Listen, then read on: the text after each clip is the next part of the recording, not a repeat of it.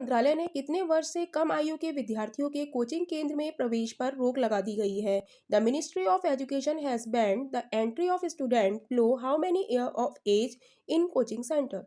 तो ये लगा दी है 16 ईयर से कम एज के विद्यार्थियों के लिए, यानी कि option A is right option. यानी कि शिक्षा मंत्रालय ने 16 वर्ष से कम आयु के विद्यार्थियों के कोचिंग केंद्र में प्रवेश पर रोक लगा दी है। हाल ही में शिक्षा मंत्रालय ने रेगुलेशन ऑफ कोचिंग सेंटर 2024 के दिशा निर्देश जारी किए। नए दिशा निर्देश के अनुसार कोई भी कोचिंग सेंटर 16 वर्ष से कम आयु के विद्यार्थियों का नामांकन नहीं करेगा।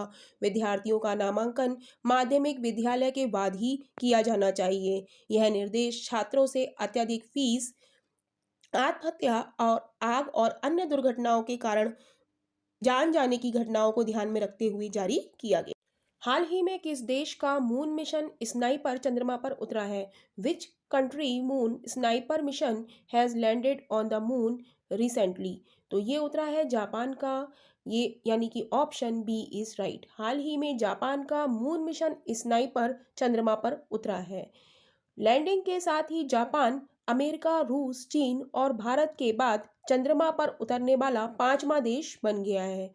जापान की अंतरिक्ष एजेंसी जाक्सा के अनुसार मून स्नाइपर मिशन के slim smart lender of investigation moon lander ने चंद्रमा की सतह पर सॉफ्ट लैंडिंग की है। अब हम जानते हैं विभिन्न देशों के चंद्रमा मिशन के बारे में। लूना रूस का है, अपोलो अमेरिका, चांगई चीन, चंद्रमा mission Bharat.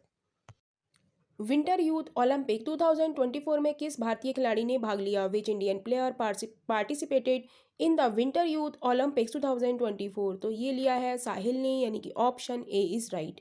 Winter youth Olympic 2024 में साहिल, जो कि भारतीय खिलाड़ी हैं, इन्होंने भाग लिया है। अब जानते हैं विंटर यूथ ओलंपिक 2024 के बारे में। इसका आयोजन 19 जनवरी से 1 फरवरी 2024 तक साउथ कोरिया में होगा।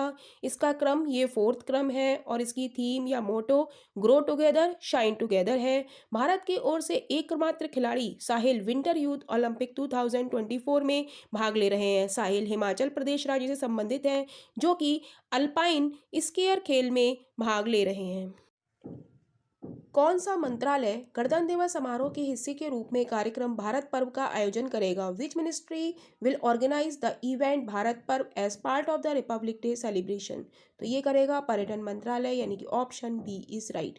यानी कि पर्यटन मंत्रालय गणतंत्र दिवस समारोह के हिस्से के रूप में कार्यक्रम भारत पर्व का आयोजन करेगा। भारत पर्व कार्यक्रम का आयोजन 23 जनवरी से 31 जनवरी तक आयोजित किया जाएगा। भारत पर्व कार्यक्रम के दौरान उत्पादों को भी बढ़ावा देने के लिए देश भर के स्थानीय कारीगरों द्वारा अपने उत्पादों का प्रदर्शन किया जाएगा। अब जानते हैं 75वां गणतंत्र दिवस समारोह के बारे में। 75वें गणतंत्र दिवस समारोह की परेड महिला प्रगति पर केंद्रित है और इसके अतिथि हैं इमैनुअल मैक्रों, जो कि फ्रांस के राष्ट्रपति हैं।